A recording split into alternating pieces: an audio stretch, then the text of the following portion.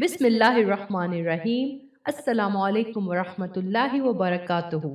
شوال کے روزے 6 اور ثواب پورے سال کا۔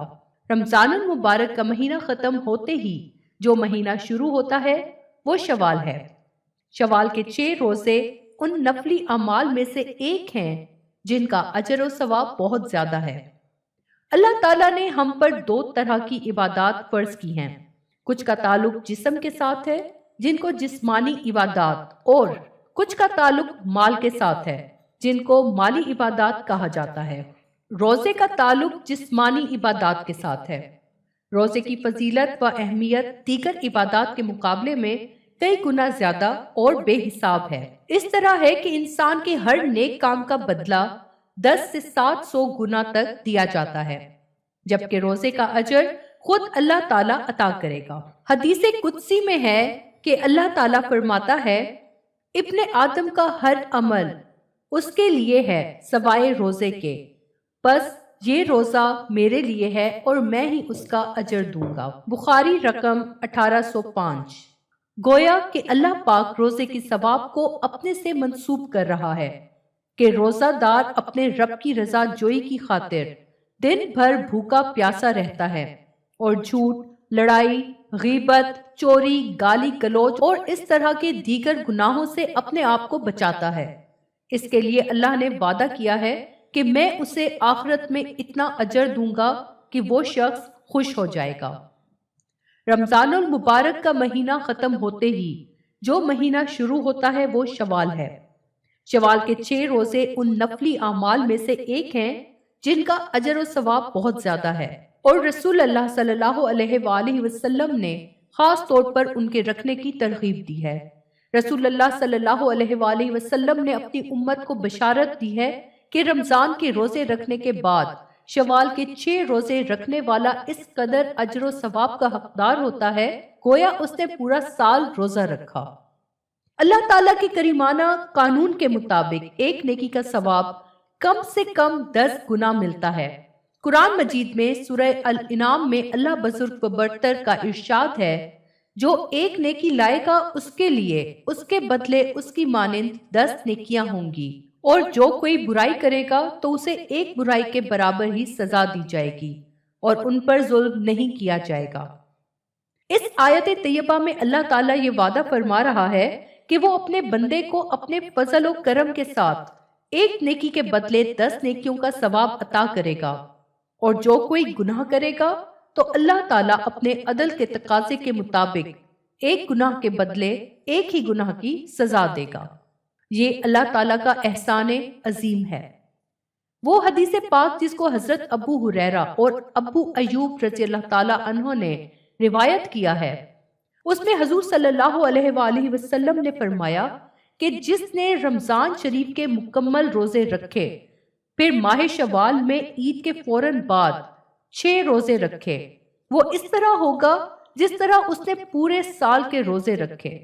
اس لیے علماء اسلام فرماتے ہیں کہ اللہ تعالیٰ کے اس ارشاد گرامی کا جس میں ایک نیکی کے بدلے 10 کا ثواب عطا کرنے کا وعدہ کیا گیا ہے، اس سے یہی مراد ہے۔ وہ فرماتے ہیں کہ سال کے 360 دن ہوتے ہیں اور رمضان شریف کے 30 روزے ہوتے ہیں، تو جب کوئی آدمی رمضان شریف کے 30 روزے رکھے گا تو وہ اس آیت کے مطابق 300 روزوں کے ثواب کے برابر ہوگا۔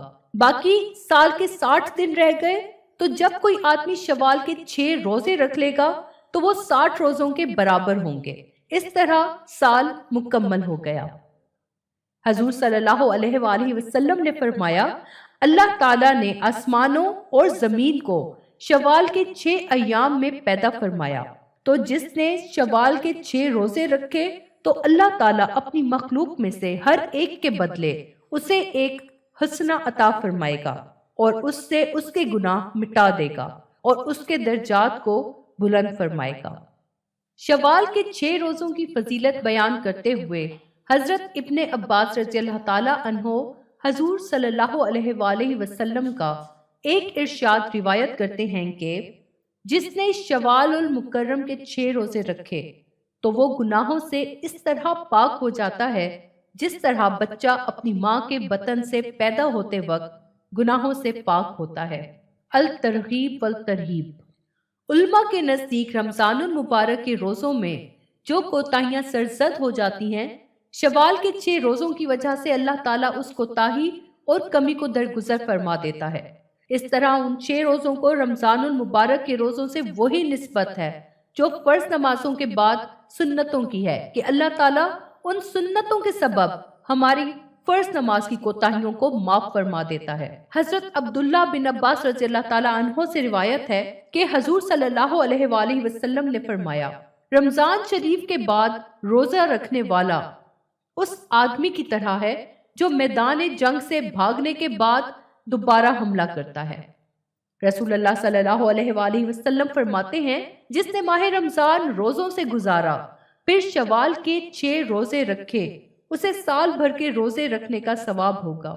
صحیح مسلم کتاب الصوم۔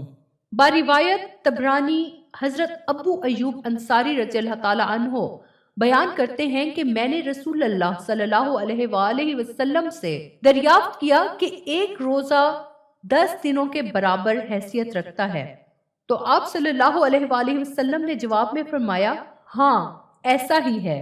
حضرت صوبان رضی اللہ تعالیٰ عنہ سے مزید وضاحت مروی ہے کہ ماہ رمضان کے روزے 10 ماہ کے برابر ہیں اور اس کے بعد شوال کے 6 روزے 2 ماہ کے مساوی ثواب رکھتے ہیں۔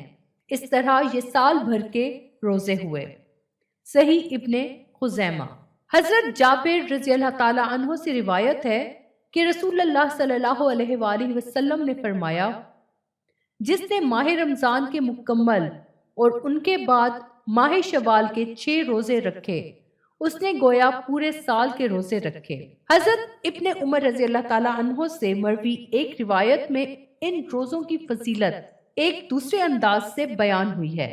ارشاد نبی صلی اللہ علیہ وآلہ وسلم ہے کہ جس نے ماہ رمضان کے روزے رکھے، اس کے بعد شوال کے بھی 6 روزے پورے کیے، وہ گناہوں سے یوں پاک ہو جاتا ہے گویا آج ہی شکم مادر سے پیدا ہوا ہو۔